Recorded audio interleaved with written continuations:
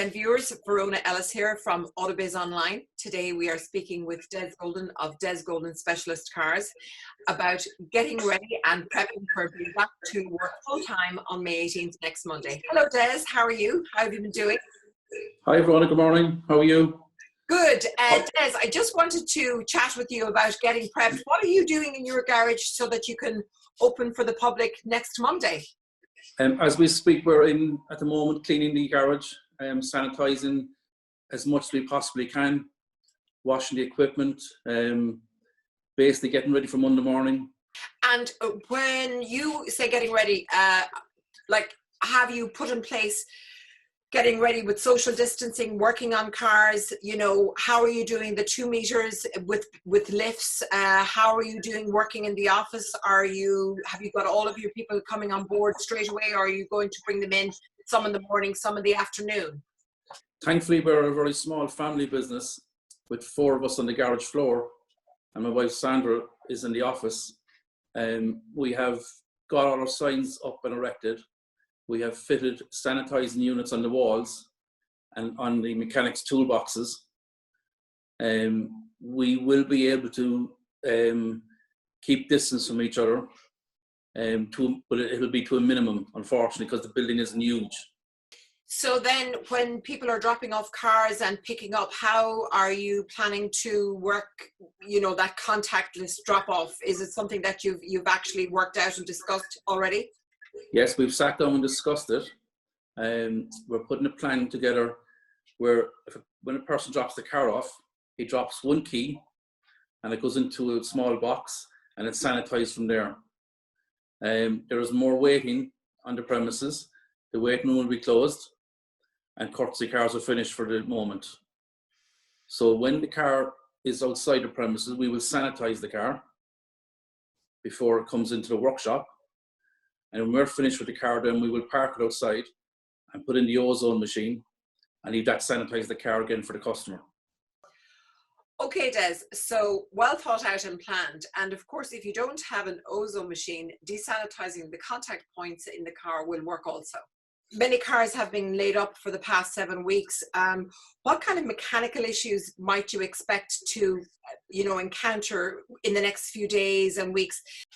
Yes, I can see serious issues with batteries and starting problems, flat tyres.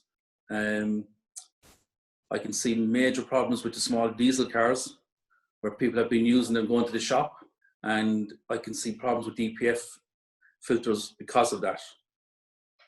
So we will be busy, I would imagine, from the minute we open with phone calls and breakdowns. And so Des, when it comes to battery failure, you're really looking at replacement of the battery and charging a fee to fit that replacement battery. Is that correct? That is absolutely correct. Most of the cars you will see will be 3 and 4 years old anyway, and that we would see, and batteries won't recharge correctly, which will create more issues down the line. So 90% of the time we always recommend fitting a new battery. Okay, that's good. And then of course with the tires, what I was saying about, you've got maybe tires cars sitting there, so you're going to lose some pressure. So it would be essential to check the pressure on all of the tires, the TPMS, maybe there could be an issue there. And as you said, the DPFs. What would you suggest on the whole DPF issue, like the filters? What would be the best thing to do there? Would you actually look at regenerating or replacing the DPF, or do you have to wait and see what the problem is? We would realistically have to wait and see what the problem with the DPF is, but our recommendation to the drivers or the owners of the cars, as soon as they get a chance to do a proper long run on the open road, that's what we would recommend. Now going back to the batteries and the tyre problems, I mean, that is all chargeable work. You can't be expected to go to somebody's house and fit a battery or change wheels for nothing. So I mean, it could get very busy very fast next week. Just to talk to you very quickly about the NCT, the suspension of it obviously impacts business for garages. How essential do you feel, Des, it is to have this reinstated? I mean, surely if a garage can sanitize and clean a car at contact points, is it not realistic that the NCT can do that also? Well, the two things I can see about the NCT is that it has to be brought back online as soon as possible, because the amount of vehicles out there with issues is frightening. Now, second of all, people that are working in the NCT, they need to be looked after like anybody else. It will be up to Apples 100% to get in PPE systems for their test centres to protect the workers, because the workers can't be expected to go back and nothing being done for them.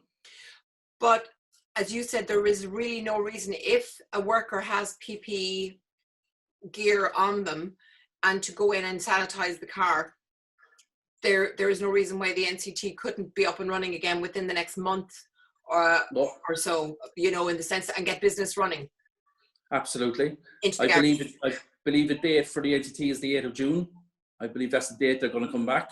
So, I mean, there's no reason why Apples can't have somebody in the car parks sanitizing the cars even before the mechanics, technicians come out to bring the cars in. How do you feel that the independent garages can recover quickly from this crisis? And what factors do you think is going to influence on the market in the months ahead? The biggest challenge I feel is to keep the customer happy and leave them see that we're doing 100% sanitization for their health, looking after their cars. There is no reason why we can't get back on our feet quickly.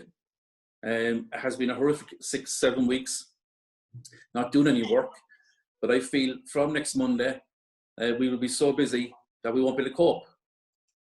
That's my feeling on it. Wow. So that's good news for a lot of garages, in the sense that, you've obviously been only doing emergency services in the last few weeks, and maybe cash flow has been a difficulty for many of you. But that, the business is there. But as you said, you have to be ready now for the year surge that's going to come with all of the difficulties, of being off the road for the last number of weeks. Okay, so Des, I just want to say thank you for the time you've given today. I'm glad that you feel, there's going to be a get back to business next Monday. We'll see what happens.